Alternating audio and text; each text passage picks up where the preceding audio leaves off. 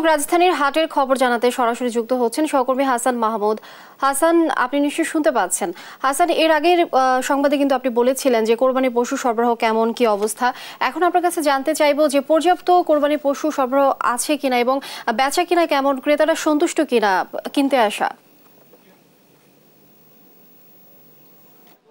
লিনিয়া, আপনাকে ধন্যবাদ। আপনি যেমনটা বলছিলেন যে গত লাইভে আমরা যেমনটা বলছিলাম যে প্রচুর পরিমাণে গরু কিন্তু এখানে এসেছে, তবে সে পরিমাণ ক্রেতা কিন্তু এখন পর্যন্ত আসেনি। যদিও বেলা বাড়ার সঙ্গে সঙ্গে এখানকার বিক্রেতা এবং হাট কমিটি ইজারাদার যারা রয়েছেন তারা আশা করছেন যে হয়তো ক্রেতার সংখ্যা কিছুটা আরও বাড়বে। তবে আমরা সকাল থেকে যেটা দেখছিলাম যে এবং কালকেও যেটা দেখেছি যে গত কয়েকদিনের তুলনায় কিন্তু আজকে কিছুটা বেশি বিক্রি বেড়েছে এবং সেটি কিন্তু মাঝারি আকারে যেসব গরু সেগুলোর কিন্তু চাহিদা বেশি দেখা যাচ্ছে এবং বড় গরু যেগুলো সেগুলো কিন্তু এখন পর্যন্ত সেরকম তেজগাঁওয়ের যে হাট সেখানে কিন্তু এখন পর্যন্ত বিক্রির তেমন হচ্ছে না এবং এখানকার বিক্রেতা যারা রয়েছেন তারা কিন্তু অনেকটা হতাশ যে সেরকম কিন্তু ক্রেতা এখন পর্যন্ত আসছে না যে বড় গরুগুলো। যদিও ছোট ছোট বা মাঝারি আকারে যেসব গরু সেগুলো কিন্তু পর্যাপ্ত পরিমাণে বিক্রি হচ্ছে এবং সেটি 1 লাখ থেকে 1.5 লাখ টাকা বা 2 লাখ টাকার নিচে যেসব গরু সেগুলো কিন্তু বেশি বিক্রি হচ্ছে। তবে বড় গরুগুলো সেগুলো কিন্তু হয়তো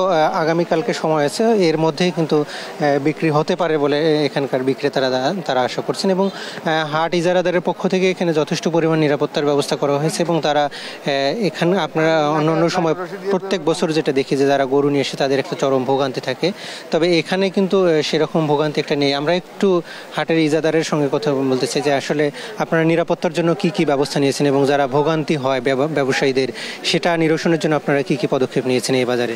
আমাদের হাট কর্তৃপক্ষের পক্ষ থেকে আপনার প্রশাসনিকভাবে ওয়াচ টাওয়ার এবং ড্রোন ক্যামেরার মাধ্যমে সারাক্ষণ ওরা পর্যবেক্ষণ করতেছে এবং হাট কর্তৃপক্ষ থেকে আর ব্যাংকের থেকে একটা ফ্যাসিলিটি আমাদেরকে দিয়েছে, একটা ব্যাংকের বুথ দিছে যাতে ব্যাপারী ভাইরা ইমার্জেন্সি সাথে সাথে একটা নতুন অ্যাকাউন্ট খুলতে পারে, ওই অ্যাকাউন্ট খুলে উনি ওনার টাকাটা রাখতে পারে।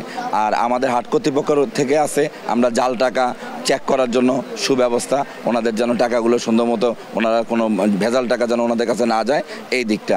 আর দ্বিতীয় দিকে আরেকটা আছে আমাদের হাটের থেকে ভলেন্টিয়ার আছে এবং পর্যাপ্ত পরিমাণে কোনো ব্যাপারী ভাইরা যেন কারো দেওয়া কোনো খাবার টাবার না খায়, এই দিকগুলো আমরা বারবার ওনাদেরকে সজাগ করে দিচ্ছি যাতে ওনারা ওনাদের মতো স্বাচ্ছন্দ্যবোধ গরুগুলো বিক্রি করে সুন্দর মতো যেতে পারে। আপনাকে ধন্যবাদ লিনে। আপনি যেমনটা শুনছিলেন যে আসলে বেচা বিক্রি যতটুকু হচ্ছে পর্যাপ্ত পরিমাণ নিরাপত্তা থাকায় কিন্তু এখানে যারা বিক্রেতা রয়েছেন তারা কিন্তু অনেকটা স্বস্তিতে রয়েছে। যদিও আগামী কালকে এবং পরশুদিন ঈদের আগ পর্যন্ত কিন্তু আসলে গরুর বেচা বিক্রি হয়, তবে এখন যে পরিমাণ গরু রয়েছে সেগুলো হয়তো বিক্রি হয়ে যাবে বলে এখানকার বিক্রেতা আশা করছেন। তো লিনে, এই ছিল এখানকার সবশেষ পরিস্থিতি। হাসান, অসংখ্য ধন্যবাদ আপনাকে। দর্শক, কোরবানির পশুর হাট থেকে যুক্ত ছিলেন সহকর্মী হাসান।